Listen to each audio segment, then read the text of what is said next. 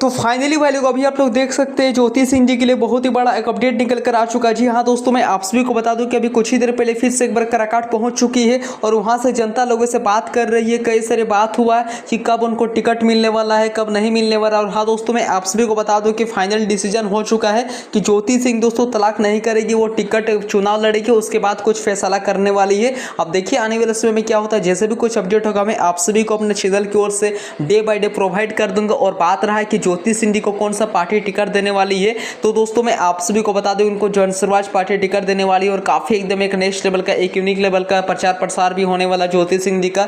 कई सारे भोजपुरी के मॉडल, एक्टर, सिंगर और डायरेक्टर वगैरह भी पहुंचने वाले उनके प्रचार प्रसार में। और दोस्तों मैं आप सभी को बता दूं कि 3 से 4 दिन के अंदर खुलासा हो जाएगा कि उनको कौन पार्टी टिकट देने वाली है। अब देखिए क्या कुछ होता है। जैसे भी कुछ अपडेट आएगा मैं आप सभी को अपने चैनल की ओर से डे बाय डे प्रोवाइड कर दूंगा। आप सभी को वीडियो कैसा लगा प्लीज हमें कमेंट बॉक्स में जरूर एक अपना ओपिनियन दीजिएगा कि खुशी कि कि ज्योति सिंह जी कब तक टिकट मिलने वाला है और कब तक नहीं मिलने वाला, और वो जीत पाएगी कि नहीं। ये सब अगर आप लोगों को क्या राय लगता है प्लीज़ हमें दीजिएगा। Thank you.